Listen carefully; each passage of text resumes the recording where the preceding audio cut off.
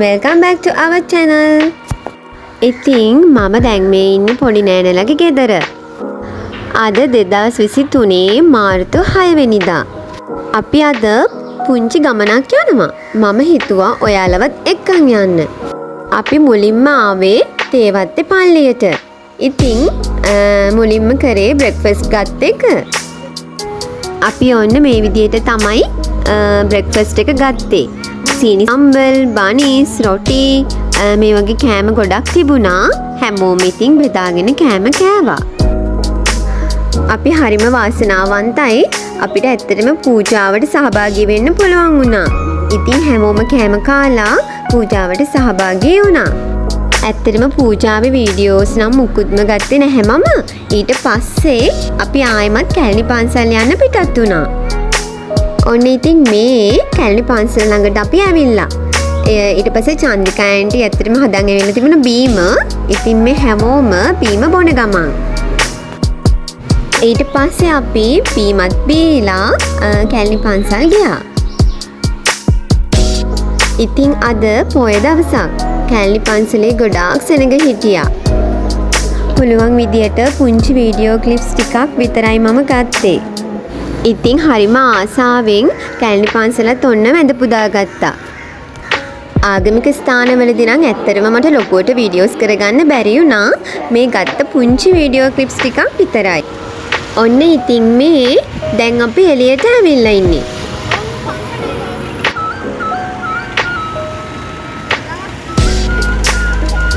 අපි ආයෙමත් යන්න පිටත් වුණා. අපි දවල් කෑම ගන්නත් එක්ක ආවේ විහාර මහදේවී පාක් එකට. ඉතින් අපි කට්ටිය එකතු වෙලා කෑම කෑවේ මේ විදිහට. එදා විහාර මහදේවී පාක් එකෙත් ගොඩක් සෙනඟ හිටියා. මොකද නිවාඩු දවසක් නිසා. ඉතින් ඔන්න මේ විදිහට තමයි අපේ ලන්ච් ටයිම් එක ගෙවුනේ. ඉතින් කෑමත් කාලා පොඩ්ඩක් රීෆ්‍රෙෂ් වෙලා අපි ආයෙමත් පාක් එකේ පොඩ්ඩක් ඇවිද්දා. ඇත්තටම පාක් එකේ ගොඩාක් දේවල් තිබුණා සතුටු වෙන්න පුළුවන්. මෙන්න මේ විදිහට අශ්ව කරත්තෙන් යන්නත් පුළුවන්. ඔන්න ඉතින් මේ ඉන්නේ සිඟිති අක්කා, එහා පැත්තේ ඉන්නේ නිමාලි ඇන්ටි. අපි ලොකුම ලොකු සාකච්ඡාවක් දාගෙන තමයි හිටියේ. ලස්සන දසුන් ගොඩක් දකින්න පුළුවන් වුණා අපිට. ඔන්න දැන් නම් මමයි සිඟිති අක්කයි අපේ පොඩි නෑනයි බෝට් රයිඩ් එකක් යන්න තමයි මේ ලෑස්තිය.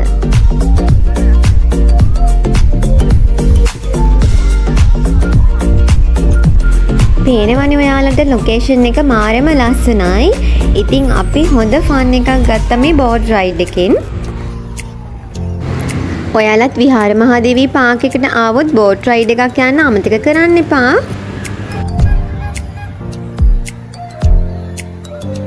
මේ වගේ ලස්සන තාරාව ගොඩක් බලා ගන්න පුළුවන් මේ වැවේ. ඉතින් ඔන්න ඔහොම තමයි අපේ බෝට් රයිඩ් එක ඉවර කරලා අපි ආවේ.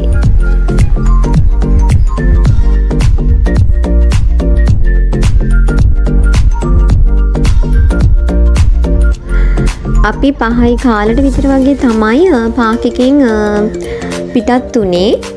අපි ආයෙමත් ගියේ පෝට් සිටි එකට. ඉතින් මේ තියෙන්නේ පෝට් සිටි එකේ එන්ට්‍රස් එක. අපි හැමෝම මේ විදිහට යන අතරමඟදී ඉතින් කරේ ෆොටෝ ගන්න එකම තමයි. බලන්නකො ඉතින්. කියන්නකො ඉතින් ඔයාලත් මේ වගේ නේද? ලස්සන ලොකේෂන් එකක් දැක්කහම නැවතිලා ෆොටෝස් ගහනවනේ. ඇත්තටම අපි නම් එහෙමයි. මෙහෙම ලස්සන ලොකේෂන්ස් දැක්කහම කවුද ෆොටෝස් නොගන්නේ නේද? ඔයාලට කියන්න මාරම හුලඟක් තියෙනවා. ඉතින් හරිම ලස්සනයි. හොඳ අත්දැකීමක්. මගේ ෆස්ට් ටයිම් තමයි මම ගියේ. ඉතින් අපේ හැමෝම ෆස්ට් ටයිම් තමා. ඉතින් ඔන්න මේ විදිහට තමා අපි ෆොටෝස් ගත්තේ. පෝට් සිටි එක බලන්න ගිහින් තියන අය ඉන්නවා නම් මට කමෙන්ට් එකකුත් දාගෙන යන්නකෝ. අපි පෝට් සිටි එකේ ඉන් වෙන තැනටම ඇවිදගෙන ගියා. මම හිතන්නේ නම් තාම වැඩ ඉවර වෙලා නැහැ සම්පූර්ණයෙන්ම. අපිට දකින්න පුළුවන් වුණා ඇත්තටම ඒකේ තව වැඩ කරමින් තියෙනවා. ඉතින් ඔයාලයි දකින්නේ අපේ කට්ටිය තවමත් ෆොටෝස් ගන්න විදිහ තමා. බලන්නකෝ අපිට ඉතින් ෆොටෝස් වලින් තොරලවක් නැහැනේ නේද? මේ වෙනකොට නම් ගොඩාක් හවස් වෙලා අපි පෝට් සිටි එකට ගියේ නම් ඇත්තටම ගොඩක් හවස් වෙලා මම හිතන්නේ නම් මේ හොඳම වෙලාව. ඇත්තටම දවල් යනකොට වගේ නම් ගොඩක් ලොකු අවුවක් තියෙන්න පුළුවන්. ඉතින් මේ වගේ හවස් වෙලාවක් තමයි පෝට් සිටි එකට යන්න හොඳම කියලා මට නම් හිතෙන්නේ. ඉතින් මේ ෆොටෝස් ගන්නේ නතාලි නංගි. එයාටත් ගොඩාක් thank you කියලා කියනවා. මොකද මගේ පොඩි නෑනගේ ෆොටෝස් ගත්තේ නංගි තමයි. ඉතින් නංගි ඔයාටත් ඇත්තටම thank you අපේ ෆොටෝස් ගත්තට. ඔයාලට පේනවත් වගේ දැන් හොඳටම හවස් වෙලා තියෙන්නේ. අපි ගෙදර යන්න පිටත් වුණා. බලන්නකො නෙළුම් කුළුනේ කලර්ස් චේන්ජ් වෙන විදිහ. ලස්සනයි නේද? එහෙනම් guys අදට මම ගිහින් එන්නම්. ආයෙමත් අලුත් වීඩියෝ එකකින් ඉක්මනින් හම්බ වෙමු.